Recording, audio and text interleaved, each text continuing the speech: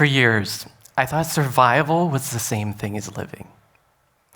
For most of my life, food was just fuel, something to keep me going, not something to enjoy. In the religious cult where I was raised, eating wasn't about joy. It was about obedience. Every meal was a duty, and every bite a reminder that we had to stay in line. We ate to honor the Lord, to keep our bodies working for His purpose and the rule book for all 86,400 seconds of every day. The rule book that shaped my childhood dictated everything, from what to wear, what to believe, and even what to think. There was a rule for every minute and a punishment for every misstep. And nowhere was this more visible than at the supper table. It was a somber fare, the food itself a lesson in obedience. Boiled potatoes from the garden, plain meat from the community butcher, served on simple plates. Pleasure was a distraction, and flavor was a sin. We sat, hands in our laps, not daring to touch a crumb before the lengthy prayer was finally over. In that room, a boiled potato wasn't just food. It was a daily reminder that our desires were irrelevant. Simplicity wasn't a virtue. It was the purest form of control. Even in that world of silence and obedience, a tiny voice inside me whispered, there has to be something more. I was 14 when my mother called me into her room. I was an obedient child, the youngest of four, and I had already learned what disobedience could cost. In our home, being beaten into submission was normal. It was how discipline was taught and how faith was enforced. That day, my mother asked me if I had feelings for a boy in our community. If I said yes, I would be sent to conversion therapy, a place where terrible things happened.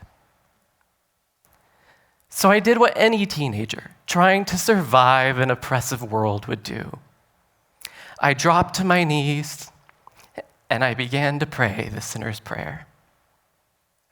I knew my only chance at survival was her faith, that belief that saving others somehow makes you more righteous. And my mother, well, she was a sucker for salvation stories. I agreed to baptism not out of faith, but out of fear. In that moment, I was saving myself, just not how I wanted to be saved. It would take years and quiet, careful planning before I finally was able to get out. In my early 20s, I walked away. Well, more like ran. I was terrified. All my life, I had been told the world outside was hateful and cruel. But when I got out, I learned the truth. The cult was the cruel place, and freedom was really amazing. But with freedom came silence. The noise of fear was gone, but so was everything else. My family, my community, my sense of who I was. I was all alone in a world I didn't know. From finding a job to where to live, I had to start from nothing. I ended up in a barn with just a mini crock pot to cook in. With no money, friends, and no family, I turned to the one thing I could still figure out: food. My budget was small, but my curiosity was limitless. I could eat whatever I wanted for the first time. What happens when you discover that life and food can be so much more than what you were told? When you decide to take back the narrative and start writing new stories, stories of freedom and stories of joy. In those early days of freedom, every meal I made was a quiet act of self-care, something I had never been taught. I was not just feeding my hunger, I was building a new self, one recipe at a time. I learned everything I know about cooking from the internet, a messy, glorious classroom filled with voices from around the world. I devoured cookbooks, watched countless videos, my hands mimicking the movements of chefs I would never meet. And through that, I began to find my own rhythm. As my cooking grew, so did my courage. I started inviting people over for dinner, just a few friends, and then a few more, and somewhere, Between chopping onions and clinking wine glasses, I found joy. I found belonging. The first dinner club event was born from a simple desire to build connection and silence that internal voice that said my cooking wasn't good enough. The concept was simple yet terrifying. You're invited to dinner where you arrive as strangers. Over the course of a meal that you share together, you leave as friends. I spent days planning the menu, determined to make it the best dinner party anyone had ever been to. It had to be perfect, from the flowers on the table to the local ingredients on the plate. Every detail mattered.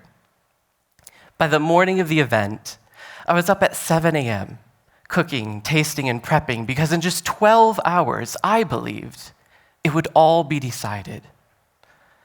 Was I terrible, or was I good enough? As evening fell, my anxiety grew louder. So I borrowed a rule from the cult's playbook for the night. Never show emotion. And that night, oddly enough, it worked. Because a miracle happened. Around the table, conversation began to flow as freely as the wine. Laughter was echoing across the garden. And I watched as strangers connected, listened, and truly saw each other. They arrived as strangers, and over the simple act of sharing a meal, they left as friends. The food was good, but that wasn't the point. It was just the conduit, that invitation that gave people permission to connect. Today, I share this life with my amazing husband, someone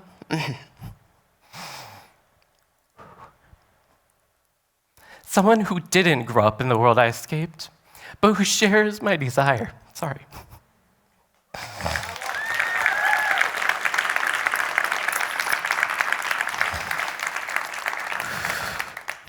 Who shares my desire to build connection grounded in community.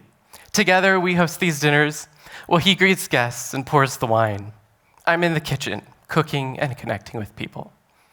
It's everything I once believed I could never have. Love without fear, community without control, and joy without permission. Today, that trembling little experiment has a waiting list of over 500 people, and those names aren't just names to me. They're a testament to the universal hunger for something deeper. People don't just come for the menu. They come for what happens around the table. They return again and again for connection and for the reminder that belonging is something we can build for ourselves. Today, I host a dinner club where the menu is about community and the cornerstone is inclusion. When we gather with intention around a table, we do more than just feed our bodies. We nourish our souls. And we build the belonging we all so deeply need, especially in times like these. In a recent statement from the US Surgeon General, they found nearly 1/3 of Americans report loneliness multiple times a week. These aren't just dinner parties. They're a time for connection, to help heal the loneliness epidemic that can affect any one of us. My story is specific, but that feeling, that longing to belong, it's universal. Maybe your cult isn't religious. Maybe it's the never-ending glow of screens. Maybe it's loneliness. Or maybe it's that quiet voice that whispers you're not enough, not as a cook or not as a person. You may not have grown up in a cult, and that's great.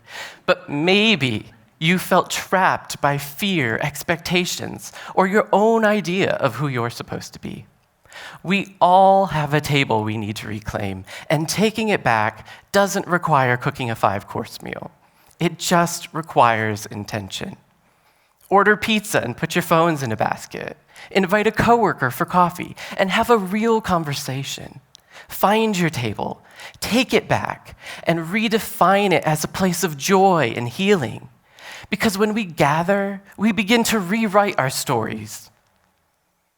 I went from eating to live to finally understanding what it means to live to eat, to savor the food, the people, and the moments. The tables I once knew were about survival. They were rigid and ruled by fear. But the tables I create now are about life. They're filled with laughter, belonging, and the sound of people free to be themselves. The table that once took my voice is now where I am heard.